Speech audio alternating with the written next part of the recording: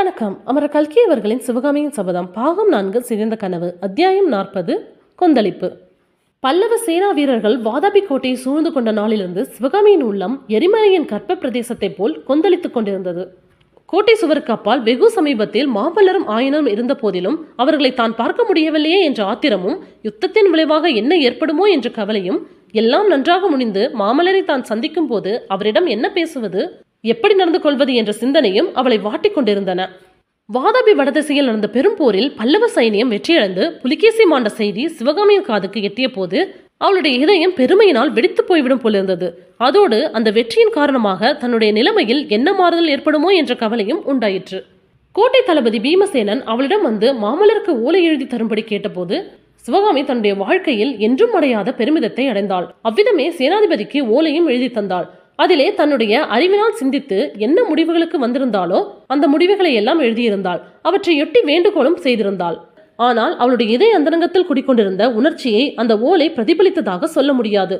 தன்னையும் தன் கலையையும் அவமதித்து அவமானப்படுத்திய அந்த நகரத்து மக்கள் மீது பழிக்கு பழிவாங்க வேண்டும் என்னும் ஆசை அவளுடைய உள்ளத்தின் அடிவாரத்தில் இன்னும் இருக்கத்தான் செய்தது.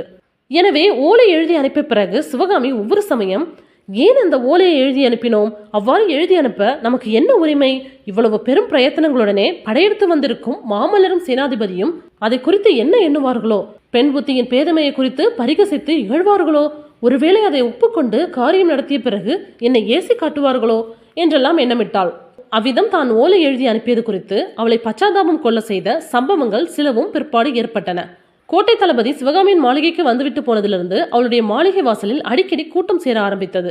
அநேகமாக சிவகாமி மறந்துவிட்டிருந்த வாதாபி மக்கள் அப்போது தங்களுக்கு நேர்ந்திருக்கும் பெரும் விபத்துக்கு காரணம் சிவகாமிதான் என்பதை நினைவு கூர்ந்து அவள் வசித்த வீதியில் கூட்டம் போடவும் அவளை பற்றி இகழ்ந்து பேசவும் ஏசவும் ஆரம்பித்தார்கள். கூட்டத்தின் இரைச்சலை கேட்டு சிவகாமி அதன் காரணத்தை அறிந்து கொள்வதற்காக பலகணியின் வழியாக எட்டி பார்த்த போது அந்த ஜனங்கள் ஓஹோ என்று சத்தமிட்டும் சிரித்தும் கோரணி காட்டியும் ஏளனம் செய்தார்கள். விஷயம் என்னதென்பதை ஏற்கனவே அறிந்திருந்த சிவகாமியின் தோழி பெண் அவளை பலகணியின் பக்கத்திலிருந்து பலாத்காரமாக இழுத்து சென்றாள். அப்போது மறுபடியும் அந்த ஜனக்கூட்டம் விகாரமாக கூச்சலிட்டு கேலி சிரிப்பு சிரித்த சத்தம் சிவகாமியின் காதில் விழுந்தது. அவளுடைய இருதயத்தில் வெகு காலத்துக்கு முன்பு எரிந்து அடங்கி மேலே சாம்பல் பூத்து கிடந்த குரோத தீயானது அந்த நிமிஷத்தில் மறுபடியும் கொழுந்துவிட்டு எரிய தொடங்கியது. மாமல்லர் மட்டும் உண்மையான வீரமுள்ள ஆண் மகனாயிருந்தால் நான் பேதமையினால் எழுதிய ஓலை கிழித்து எறிந்துவிட்டு இந்த நகரத்துக்குள்ளே படையுடன் பிரவேசிப்பார், என்னுடைய பழைய சபதத்தை நிறைவேற்றுவார், இந்த நகரத்தை நரகமாக்கி நாகரிகம் சிறிதுமற்ற மிருக பிரயாணமான இந்த மக்கள் ஓலமிட்டு அலறி ஓடும்படி செய்வார். அந்த காட்சியை பார்த்தால்தான் என் உள்ளம் குளிரும் என்று எண்ணிக்கொண்டாள். அந்த காட்சியை தன் மானசீக திருஷ்டியில் பார்த்து மகிழவும் தொடங்கினாள். நேரமாக தெருவில் கூட்டமும் கூச்சலும் அதிகமாகி கொண்டு வந்தன. கூட்டத்தில் இருந்த சில உற்சாக புருஷர்கள் வீட்டின் கூரை மீதும் வாசற்கதவின் மீதும் கல்லை விட்டு எறிந்தார்கள். கல் கதவின் மேல் விழுந்து படார் சத்தம் உண்டாக்கிய போது கூட்டத்தில் கேலி சிரிப்பு பீரிட்டு எழுந்தது. அன்று மாலை திடீரென்று அப்பெருங்கூட்டத்தில் ஒரு கணம் நிசப்தம் ஏற்பட்டது. அந்த நிசப்தத்தை கலைத்துக் கொண்டு பறை கொட்டும் சத்தம் கேட்டது. பறை சத்தம் நின்றதும் இடிமுழக்கம் போன்ற ஒரு குரல், சக்கரவர்த்தி கோட்டைக்குள் வந்துவிட்டார், பல்லவர் படையை துவம்சம் செய்து வெற்றி கொடி நாட்டப் போகிறார், எல்லாரும் அவரவர் வீட்டுக்கு போங்கள், ஆயுதம் எடுக்க தெரிந்த ஆண் பிள்ளைகள் அனைவரும் அரண்மனை வாசலுக்கு வந்து சேருங்கள் என்று முழங்கிற்று. உடனே அந்த ஜனக்கூட்டத்தில் வாதாபி சக்கரவர்த்தி வாழ்க, பல்லவ மாமல்லன் நாசமடைக என்ற குதூகல கோஷம் எழுந்தது. கும்மலமாக இரைச்சல் போட்டுக்கொண்டு ஜனங்கள் கலைய ஆரம்பித்தார்கள். ஏதோ இந்திரஜாலத்தினால் நடந்தது போல் கண்மூடி திறக்கும் நேரத்தில் சிவகாமியின் மாளிகை வாசலில் ஒருவரும் இல்லாமற் போயினர். அவ்விதம் வெறுமையான இடத்தில் சிறிது நேரத்திற்கெல்லாம் சலுக்க வீரர்கள் 20 பேர் வந்து நின்றார்கள். சிவகாமியின் மாளிகை வாசலையும் வீதியின் இருபுறங்களிலும் அவர்கள் காவல் புரிய தொடங்கினார்கள். சிவகாமி தன்னுடைய தோழி பெண்ணின் மூலம் மேற்கூறிய சம்பவங்களுக்கு காரணங்களை அறிந்த போது அவளுடைய மனம் ஒருவாறு நிம்மதியடைந்தது. புலிகேசி உயிர் பிழைத்து கோட்டைக்குள் வந்து விட்டபடியால் இனி யுத்தம்தான், சந்தேகமில்லை. தன்னுடைய சபதம் நிறைவேறும் காட்சியை கண்ணால் பார்த்தால் போதும், மற்றபடி எது எப்படியானாலும் ஆகிவிட்டு போகட்டும். மூர்க்க வாதாபி ஜனங்களாலோ ராட்சச புலிகேசியினாலோ தனக்கு ஏதாவது அபாயம் நேரக்கூடும். நேர்ந்தால் நேரட்டும். அதை எதிர்பார்த்து சிவகாமி கையில் கத்தி ஒன்றை ஆயத்தமாக வைத்திருந்தாள். தன்னுடைய கற்புக்கு பங்கம் வரும்படியான காரியம் ஏற்படுவதாயிருந்தால் பிராண தியாகம் செய்து கொள்வதென்று வெகு காலமாக அவள் உறுதி கொண்டிருந்தாள். கையிலே கத்தி இருக்கிறது, கொல்லைப்புறத்து கிணறு இருக்கவே இருக்கிறது. பல்லவ சைனியம் வாதாபி கோட்டையை தாக்க ஆரம்பித்த அன்று சாயங்காலம் அந்த நகருக்குள்ளே சூரிய காற்றும் பெருமழையும் சேர்ந்து அடிக்கும் போது நடுக்கடலில் என்ன விதமான பயங்கர ஓசை எழுமோ அம்மாதிரி ஓசை எழுந்தது.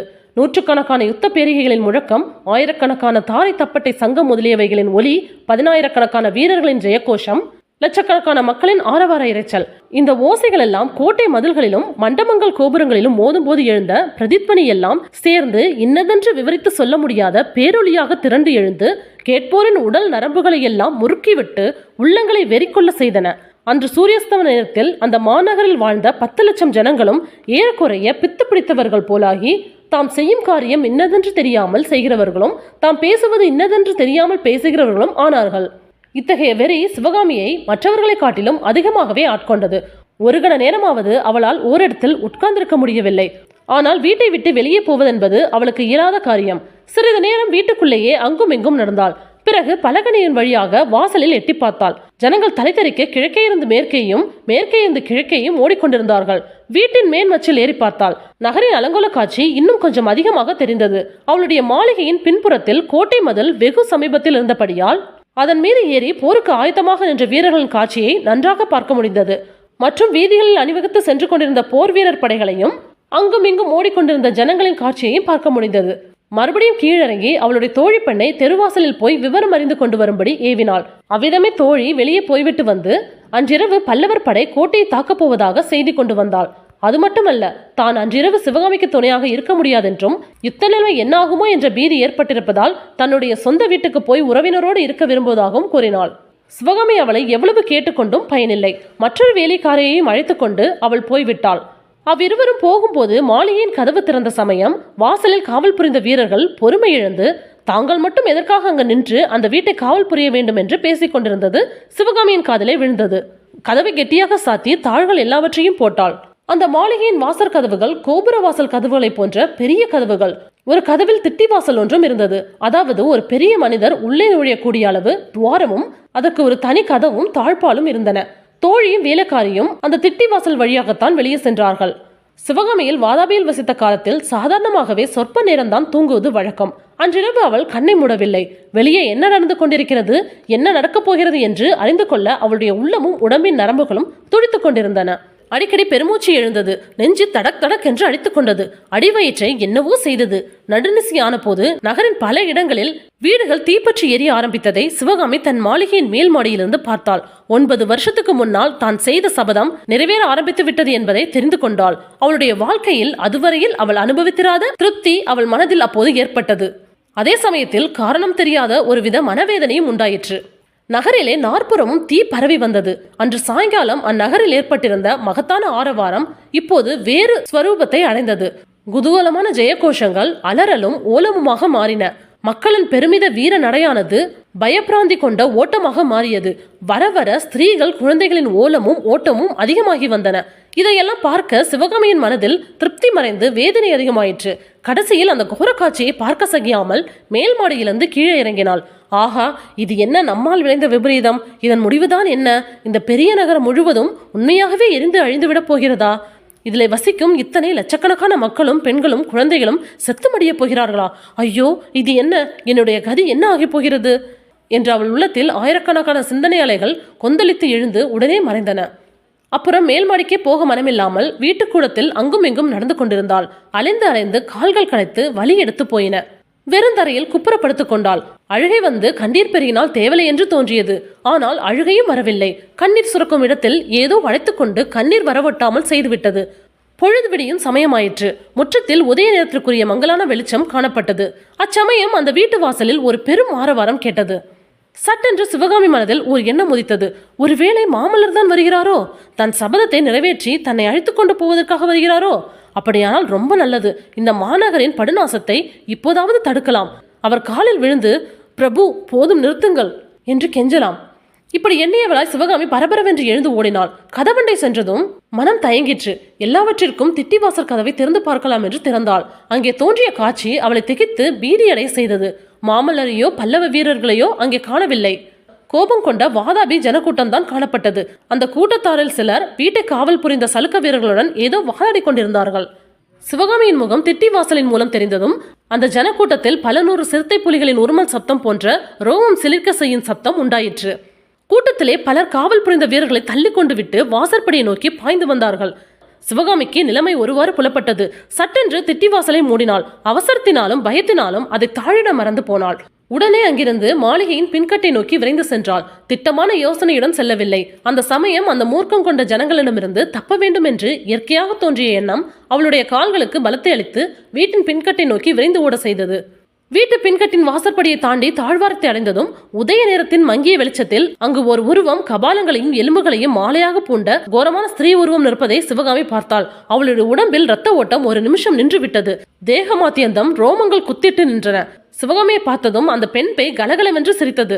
பிறகு, அடி அழகி சிவகாமி, கலைவாணி சிவகாமி, மாமல்லனையும் நாகநந்தியும் மோக வலைக்கு உள்ளாக்கிய நீலி, உன் அழகெல்லாம் இப்போது என்ன செய்யும்? உன் கண் மயக்கும் முகமெனுக்கும் உன்னை இப்போது காப்பாற்றுமா என்று அந்த பெண் பேய் கேட்டுவிட்டு மறுபடியும் சிரித்தது. அடி சிவகாமி, நானும் உன்னை போல் ஒரு சமயம் கண்டவர் மயங்கும் மோகினியாகத்தான் இருந்தேன். உன்னாலே இந்த கதிக்கு ஆளானேன். அதற்கு பழிவாங்கும் சமயத்திற்காக இத்தனை காலம் காத்திருந்தேனடி என்று பல்லை கழித்துக்கொண்டு கூறிய வண்ணம் கபாலிகை தன் மடியில் சொருகியிருந்த கத்தியை சட்டென்று எடுத்து ஓங்கினாள். சிவகாமிக்கு அப்போது சிந்தனை செய்யும் சக்தியோ தப்பித்து கொள்ள யுக்தி செய்யும் சக்தியோ சிறிதும் இல்லை. அவள் உள்ளம் ஸ்தம்பித்து பிரம்மை கொண்டிருந்தது. எனினும் எத்தகைய ஆபத்திலிருந்தும் தன் உயிரை காப்பாற்றிக் கொள்வதற்கு முயற்சி செய்யும் இயற்கை சுபாவத்தை ஒவ்வொரு ஜீவனுக்கும் இறைவன் அளித்திருக்கிறான் அல்லவா? அந்த சுபாவம் காரணமாக சிவகாமி ஓரடி பின்னால் நகர்ந்தாள். அந்த கணத்தில் கபாலிகைக்கு பின்புறத்தில் அவள் அறியாமல் ஒரு உருவம் திடீரென்று தோன்றியது. பின்கட்டின் வாசற்படி வழியாக நுழைந்த அந்த உருவம் கபாலிகையின் கத்தி பிடித்த கையை சட்டென்று கெட்டியாக பிடித்து கொண்டது. அந்த பிடியின் பலத்தினால் கபாலிகையின் கைவிரல்கள் விரிந்து கத்தி தரையில் விழுந்தது. அளவில்லாத குரோதத்துடன் கபாலிகை திரும்பி பார்த்தாள். அட பாவி, நல்ல சமயத்தில் வந்து விட்டாயா என்றாள். அப்படி அதிசயமாக திடீரென்று தோன்றி தன் உயிரை காத்த உருவத்தை சிவகாமியும் அப்போது உற்று பார்த்தாள். அந்த உருவம் வாதாபி சக்கரவர்த்தி புலிகேசிதான் என்று தெரிந்தபோது சிவகாமிக்கு உண்டான வியப்பும் திகைப்பும் எல்லையற்றவையாயின. ஆஹா, சக்கரவர்த்தி செத்து போனதாக சொன்னார்களே, ஒருவேளை அவருடைய ஆவி வடிவமா? அல்லது அல்லது முன்னொரு சமயம் செய்ததை போல் ஒருவேளை பிக்ஷுதான் சக்கரவர்த்தி வேஷம் பூண்டு வந்திருக்கிறாரோ? ஹாய் ஃப்ரெண்ட்ஸ், உங்களுக்கு இந்த கதை பிடிச்சா லைக் பண்ணுங்கள், ஷேர் பண்ணுங்கள், மறக்காமல் சப்ஸ்கிரைப் பண்ணுங்கள். தேங்க்யூ.